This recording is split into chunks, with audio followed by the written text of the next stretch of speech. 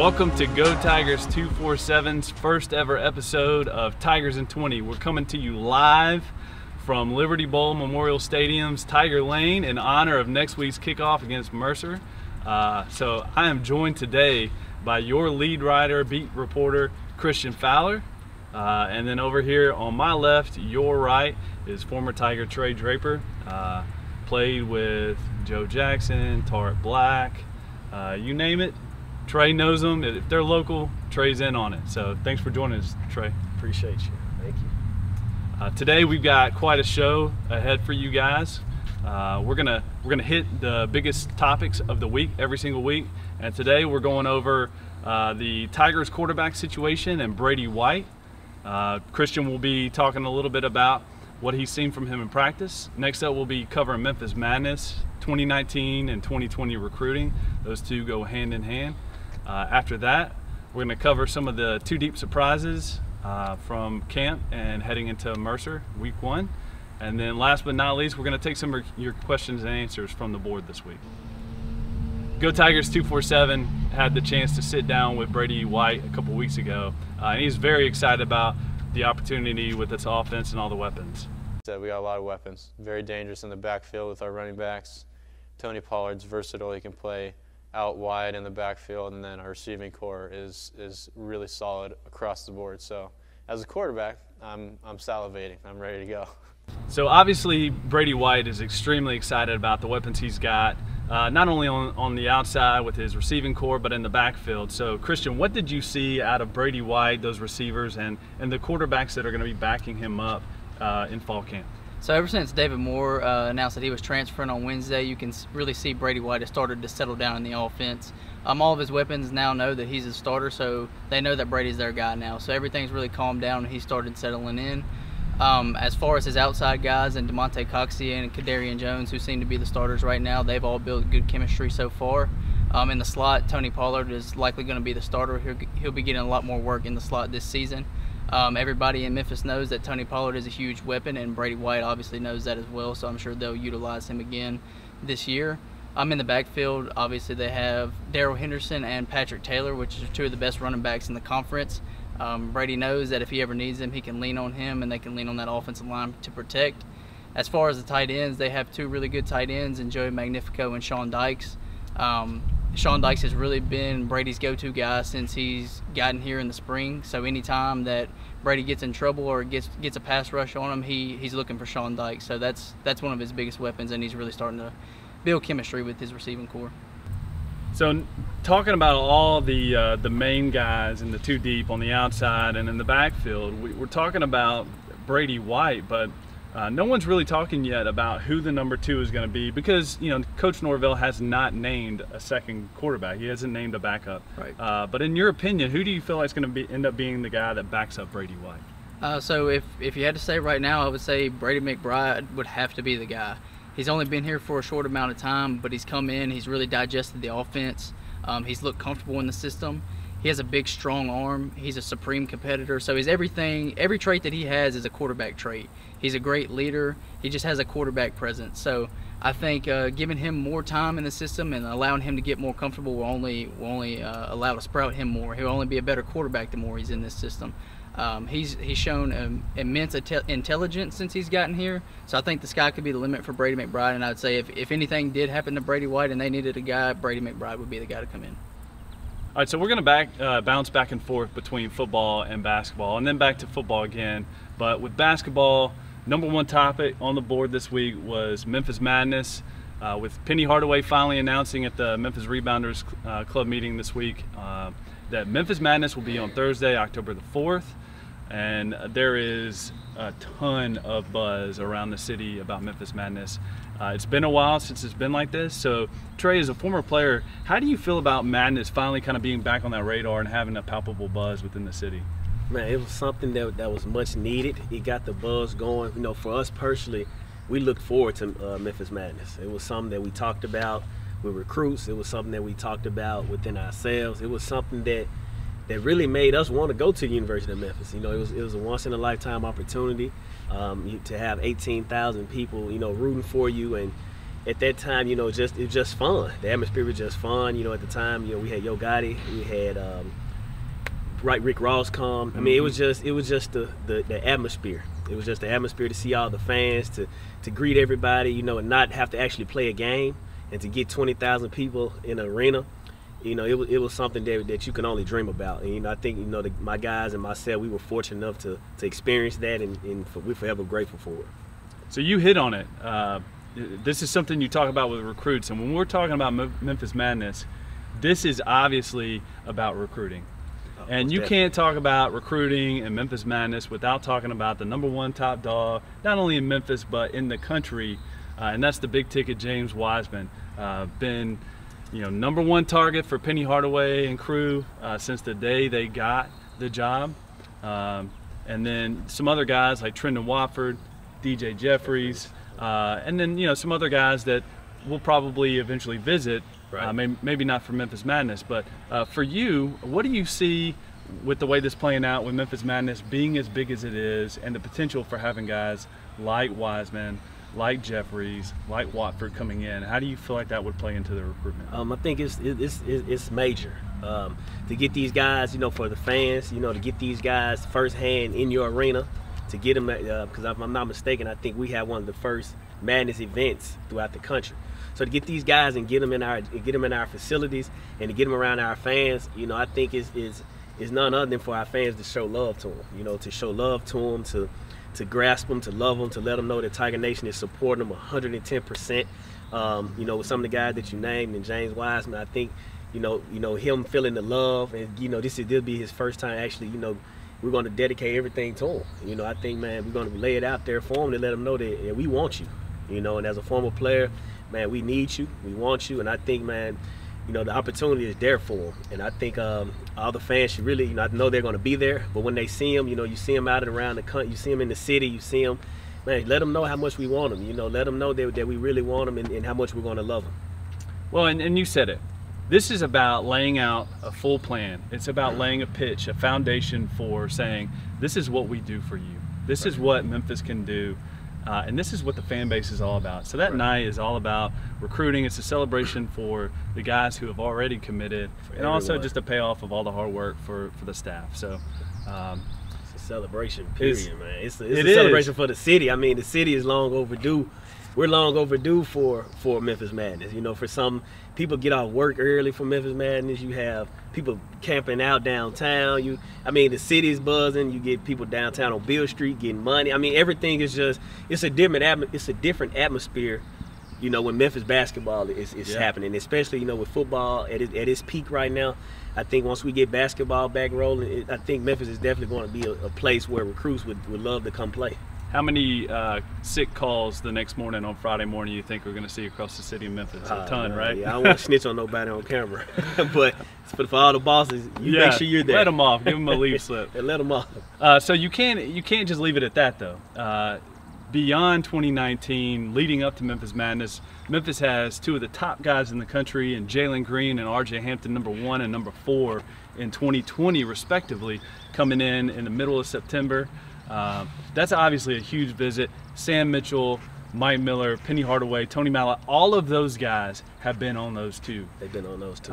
So it's not only is Madness about celebrating the 2019 guys that will be on official visits, and then the others that will be on unofficial visits, but it's getting up to that point and all the buzz with those guys coming in town, and starting to see some of the practices popping off and the reports from practice. And to talk about briefly, just to talk about, you know, Jalen and RJ, I've seen those guys over the summer. I've seen them over the circuit. I mean, and, you know, for those guys to come out and announce that their very first official visit, you know, will be to the University of Memphis. You know, as a former student athlete, you know, typically, you know, when you announce that you want to take visits, you know, especially your first one is somebody that you really feel close with, that you feel connected to. And it's just my head, you know, hats off to the staff and to those guys, man, to those players, those current players that's reaching out, building those relationships, you know, to get these guys on campus. You know, to get these guys on campus and to get these guys in our city, you know, is unbelievable. And, you know, for us to have Jalen and RJ in 2020 to announce, you know, they're going to come visit, you know, September, whenever it is, middle of September, and this is going to be their first one. I don't think people understand. Let's not take it for granted. Let's not take it for granted. Let's help our staff out. Let's show these guys love when they come to our city. Well, let's not take it for granted because they are future pros. Oh, no doubt. Both Jalen Green, RJ Hampton are future pros. Both of those guys are as good as it gets in that class. That class has, and that's the next guy.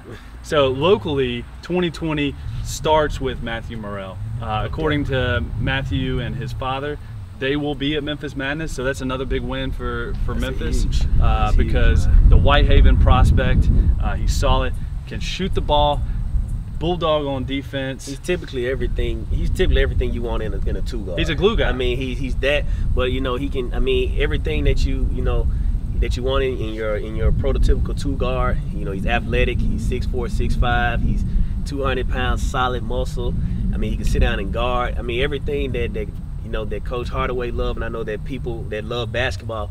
He's a winning guy. I mean, he's won in middle school at John P. Freeman. I watched him in the 8th grade. He's winning at Whitehaven. Yeah. I mean, you've seen the guy break his wrist and come back 2 weeks later. I mean, get healthy. I see him in the gym. He's dribbling with his offhand. That's just a guy that you want around your program. And I think for us to be able to have him, in our city, I think it's unbelievable, man. And you got Cameron Matthews down at Olive Branch. For I sure. mean, those guys that you really, that we can't take for granted that's in our own city. I mean, sure. Memphis is a hotbed for talent. We're a hotbed for talent, and for us to have these guys in our city, it just shows, the type of love and the type of, work ethic that our guys put in, when it comes down to basketball. Well, there's a reason why Matthew Morrell was one of Penny Hardaway's first 2020 offers. Definitely. There's a reason. Yes, no doubt. He would have been my first offer. So yeah, yes, for sure. I mean, man, I think it all just goes back to the fans. I think the fans, we control their program. We got to rally around these guys. This first year, we got to let them know because this is a new era. This is a new era, and not only being one of our very own. You got those guys, on the team. You got those upperclassmen who's still here. And you got those new guys that's gelling with A-Lo, with Alex Lomax. You got Tyler Harris. You got Jaden.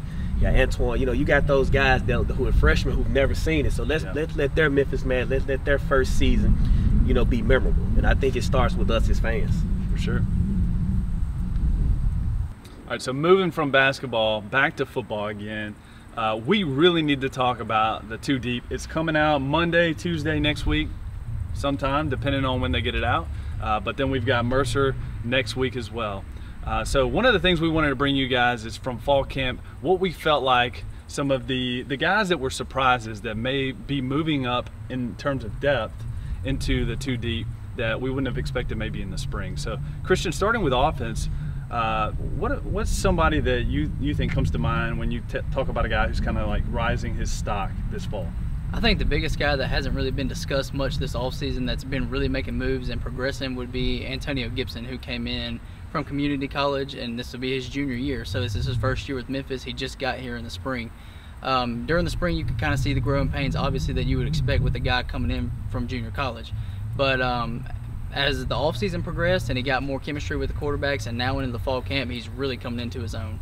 He's a big guy. He's 6'2", 220, and he plays with every bit of that size and probably bigger. He's a guy that when you throw the ball up, he's going to go get it. There's no question. If the ball's in his radius, he's going to go catch it. He's also really good after the catch because, like I said, 220 pounds in the open field is hard to stop. So, and him and Brady White have been building the better chemistry, and the more that they get on the same page, the more dangerous that Antonio Gibson will be. We were talking to Coach Norvell at practice a couple weeks ago, and he even touched on it as well, that Antonio is really a guy that can come in this year and help immediately. As we were talking about earlier with the quarterbacks and his weapons, and it's not somebody I touched on, but that's just another guy that Brady White has coming into this season. So that's a guy that I'll be looking forward in the 2 deep for sure is Antonio Gibson, because I think he can come in and add not only size, but a guy that can, when you get into the ball in the open field, he's going to be hard to tackle. As if Memphis needed another offensive threat. Absolutely. So on the defensive side of the ball, which we do need some depth to step up on the defensive side of the ball because of what was lost after last season. Mm-hmm. Who are you seeing step up this year? I would say the number one on the 2 deep for me that's really impressed me, and this is going back to the spring, is J.J. Russell. Mm-hmm. He'll be a sophomore this year. He played a little bit in his freshman season. He had a bad concussion against UCLA. It was a scary moment, but he ended up coming back and playing a little. but coming into the spring, you could just tell that a flip had switched for JJ, and he really had started to turn it on. He's a guy that works harder than almost anybody else on the team. He's a guy that stays after practice every single day, and he'll be doing drills with Coach Simons, his linebacker coach. So he's a guy in a deep linebacker room, because at the inside linebacker spot, you've got Curtis Akins, who's a fifth-year senior. You've got Tim Hart, who really came on last season. And you got JJ, and you also have Keith Brown, who's coming in. So with those 4 inside linebackers, it's hard to crack that rotation. But JJ Russell's definitely a guy that's going to contribute this season. He's too good to keep off the field. He's the Tigers' fastest inside linebacker. He's a true sideline to sideline linebacker. So he can cover the inside run well, the outside run well, and he's also really good in pass coverage. So that's a guy that has really impressed me. Like I said, dating back to the spring. And I think Tiger fans need to look for him big time this season to make moves. And look for Keith Brown. Keith Brown Absolutely. looked every bit Absolutely. of the part from what I've seen today. He really impressed me, and he's got the size and the look. I mean, he definitely passes the eye test. To me, Keith Brown is the biggest key to pass rush this year. I know a lot of Tigers fans are worried about the pass rush and have been over the past few years. And I know Keith Brown obviously plays inside linebacker, but he's a guy when he comes in the game, you have to watch for him to be blitzing. He's very dangerous in those packages where they can send him up the middle behind the defensive tackle, and once he gets close to the quarterback, he's going to get him. He's a guy that has SEC size at 6'1", 230. He's a tremendous talent. Memphis was somehow his only offer coming out of Northwest, but he's made tremendous moves since coming in from Northwest in the spring. You can see that he's really started to grasp the defense, and he's another inside linebacker to watch for this season. So with all that said, all the stuff we're watching for, what are 2 takeaways, 2 things that you want to see that you're looking for going into Mercer next week? I think the first thing would be that this offense clicks. They've had days where they've looked really good, and they've had days where it looks like things aren't all together. So if they can come out in that week 1 and build confidence by really running up the scoreboard, scoring a lot of points, everybody's clicking, I think that will only go a long way into building confidence going into that week 2 big conference game against Navy. So first biggest thing would be looking for that offense to click and put a lot of points on the board, because obviously they have the talent to do it.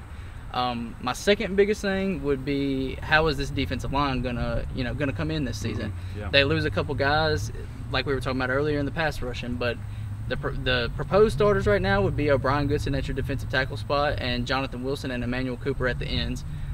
So obviously that's a lot of experience there. Brian Goodson played the majority of last year. Jonathan Wilson played a lot last year before getting injured. And then you've got Emmanuel Cooper, who's a 5th-year senior. So there's a lot of experience there. They're all 3 really smart guys, and that's obviously just your first rotation. But if those guys can really come in and set the tone, then your second group of defensive linemen with guys like John Tate in them will really feed off that. And then if they can generate a pass rush up front, then this defense could almost be as good as the offense. So we've been around the world and back, and we've gone a little long. So what we're going to do is going to go rapid fire on the Q&A from our message board this week. So if you missed it, what we're doing is asking fans to come on GoTigers247, the message board, and submit questions throughout the week, and then we'll tackle them at the end of every single episode of Tigers in 20. So without further ado, the first question is a football question from Doc Sirius. Does Quinn have to sit out a year, or is that planned due to his ACL repair? So just give some context on Quinn. Yeah. And yeah. So Markevion Quinn is a transfer from Pearl River Community College. He actually tore his ACL in the spring. So he went ahead and enrolled in Memphis for the fall just so he could get there, learn the system, because he knew he wouldn't be able to play this year at Pearl River. So this year is kind of planned for him as a medical year, as a medical redshirt year pretty much. He's still rehabbing that injury. He has been at practice since David Moore transferred. He's not been going through any contact or anything. He's just been in pads, going through individual drills. But a little bit more on Markevion, he really is a dual threat quarterback. I know a lot of people have been worried about Memphis not having a dual threat quarterback with David Moore leaving, but Markevion Quinn is just as good on the ground, if not better than David Moore was. He ran for over 800 yards last year at Pearl River. So he's really dynamic, and if this coaching staff, which we know can develop quarterbacks well, can really develop him in that area and develop his arm strength, arm power, and just his overall quarterback game, then he can definitely be a productive player. But this year will be a medical redshirt year for him, is my take on it. Yeah, 800 plus yards for a quarterback. Those are good numbers for a running back. So and 18 touchdowns. Yeah, for sure. All right, so the next question is it's two-part. Let's tackle this together. So we got Chris Latham and Keith Taylor asked, what is your starting five for Memphis this year, and who do you think will be an impact player? All right, so I'll take the first part. Okay. It's a little tricky because you have so many new guys. You don't really know which guys from the returning roster are going to fit in, what kind of role they're going to play.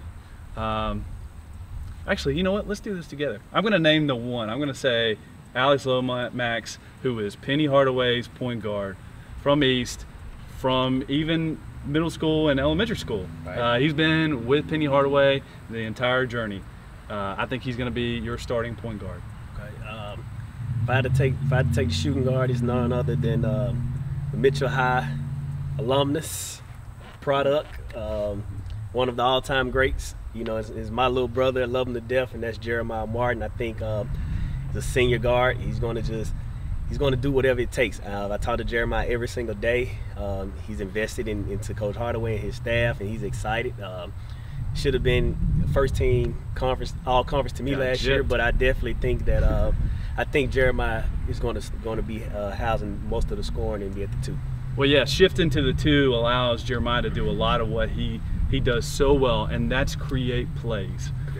He's a playmaker, and being off the ball, that's going to free him up for a lot. I think, you know, Jeremiah don't get get enough credit to me for his defense. You know, he's always guarded the best player in high school. I think, you know, I know Coach Hardaway, you know, they're going to sit down defensively, and what Jeremiah's going to do is be able to guard the best player on the other team. I think so. Shifting to the 2 and having, you know, someone like Alex and Tyler to lean on, he's going to be able to actually sit down and guard a little bit this year too. Well, Alo's a bulldog on defense too. He loves to sit down, get in a guy's grill. You know, so that's 2 guys on the wing in your backcourt that are defensive guys. And so I'm going with a little bit of a surprise. You may not agree, but I'm going with Antoine Jones, the freshman coming in, because Antoine Jones is a bully guard. He was underrated throughout high school because of bouncing around a little bit, had a few issues that he had to deal with. But man, Antoine Jones can play. He's got a big body. He's got a prototypical 3-guard body, and I think he's going to come in and make an impact for the Tigers. You agree or disagree? I definitely agree. I definitely agree.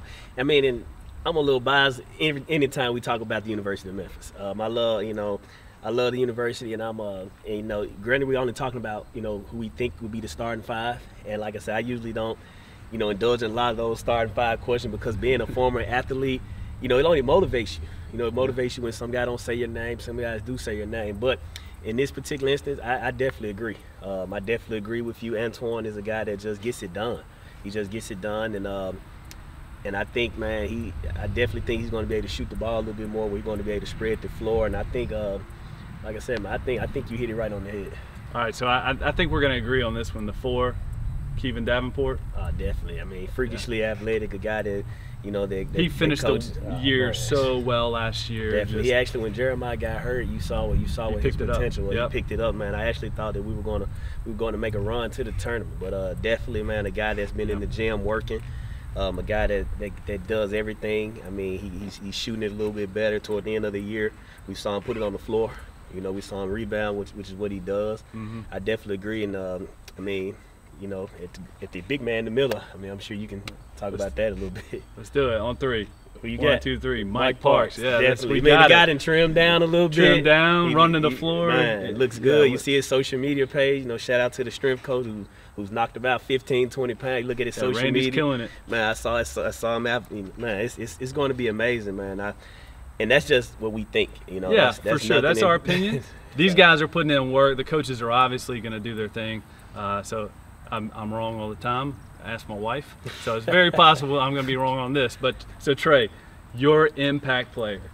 My impact player is none other than the senior guard, Kareem Bruton. A guy that I think, man, he's a senior. When we needed him last year, he came through every single time. A guy that doesn't, he puts his hard hat on, he goes to work. He brings it every single day that I've seen him. He's a guy that you see him in the community. He's always smiling. And I think he's been through the trenches. A JUCO All-American, a guy that can score, and a guy that those younger guys going to lean on in their locker room. You know, he's a locker room guy. And I think he's just going to bring it. And I think that team is going to really, really depend on Kareem and a lot of those other seniors. And I'm just biased toward Kareem because I've seen the kid, the young man, work extremely, extremely hard. And I think, man, we're going to really need him. And who's to say, you know, he don't sneak into the starting lineup? I mean, we don't know. But that's my impact player. Well, and that's the thing about Kareem is that he can run point. He showed it last year when Jeremiah went down. He can score. He can win you games. He's tough. So I don't necessarily disagree. I just long a little wing. surprised. I mean, you look at his wingspan. Yeah. I mean, and you know that's just what we talk about on the court. You know, we don't talk about his leadership. Yeah, I mean, if you go back and you know, every time I go to the game, I sit and I watch him in the huddle. You know, that's one thing being a coach. You know, you watch the huddle. I watch him in the huddle. I see him, you know, picking guys up. I see him getting towels, getting water. He does. You know, he's just a winner, and he's just a guy, man, that I think is going to really help this team and really help this city, you know, because he really stands, even though he's not from here, he stands for what the University of Memphis, what we stand for. And I think, you know, all the former players agree, man, we love Kareem Brew. So that's my impact player this year. Awesome. Well, so your questions answered here don't necessarily reflect all of the questions that were asked on the board this past week. So if your question did not get answered, go to GoTigers247, hit the boards option at the top, go find a thread about Tigers in 20, and we'll be answering questions the rest of the weekend about Memphis football, Memphis basketball, and recruiting. So thank you for joining us this week. First ever Tigers in 20. Technical problems aside, we loved it, enjoyed it. Hope you join us next week. Thanks a lot.